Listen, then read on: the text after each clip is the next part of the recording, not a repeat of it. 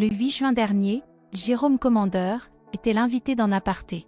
Pour l'occasion, l'humoriste français célèbre pour sa revue de presse humoristique que l'on retrouve est longuement revenu sur ses débuts difficiles sur les planches des cafés-théâtres. Malgré des soucis financiers à cette époque, il garde que des bons souvenirs.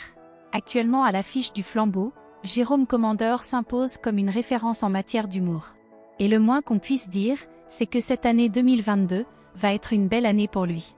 En plus d'être à la présentation de la série de Jonathan Cohen, il a réalisé le film Irréductible. C'est le remake du film italien Quo Vado, réalisé par Gennaro Nunziante, qui a connu un énorme succès en 2016 avec 9 millions d'entrées.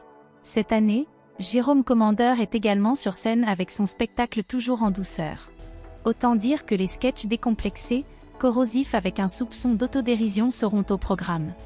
Mais si tout semble réussir aux comédiens aujourd'hui, ce n'était pas toujours le cas.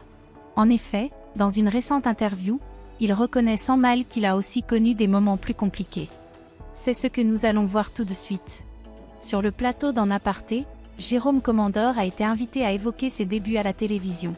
Et notamment son premier passage sur le plateau de Graines de Star. En effet, si vous ne le saviez pas, l'humoriste se fait connaître en 1997 grâce à cette émission. Après avoir participé une dizaine de fois au programme de talent présenté par Laurent Boyer, il décroche sa propre émission sur France 2, Reims ta baignoire, et collabore à l'Hyper Show sur Canal+. Après ce passage éclair à la télévision, il se lance sur les planches des cafés-théâtres au début des années 2000. Malheureusement, avant d'être le comique qu'il est aujourd'hui, il a dû passer par plusieurs étapes difficiles. En effet, ses débuts sur scène n'ont pas eu le succès qu'il espérait. J'ai connu 5, 6, 7 ans de galère. Mais j'aime beaucoup en parler, je ne suis pas cinglé non plus, mais c'était mes débuts au café-théâtre et il y avait vraiment des périodes galères. À cette époque, Jérôme Commandeur ne gagnait pas grand-chose. Et pour dépenser un peu moins, l'humoriste devait squatter les canapés de ses amis. Une période pas facile, dont il garde un bon souvenir tout de même. J'étais heureux, c'était dur, mais c'était des années assez insouciantes, et je trouve que l'insouciance, c'est peut-être la chose la plus précieuse dans nos vies. Comme vous le comprenez donc, cette période, il la voit comme formatrice. Et au lieu de la cacher, il l'assume pleinement.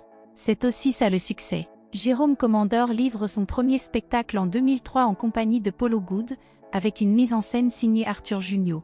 En 2008 naît son premier spectacle en solo, Jérôme Commandeur se fait discret, suivi d'un deuxième opus en 2009. Présent dans le film Bienvenue chez les Ch'tis de Danny Boone en 2008, l'acteur multiplie ensuite les collaborations cinématographiques. On le retrouve dans Rien à déclarer, Les Tuches et Hollywood en 2011, ou en 2014 dans Barbecue et Superchondriac. À partir de 2010, Jérôme Commandeur collabore régulièrement avec Europe 1. Il y anime une chronique humoristique basée sur l'actualité, les humeurs de Commandeur et participe à plusieurs émissions.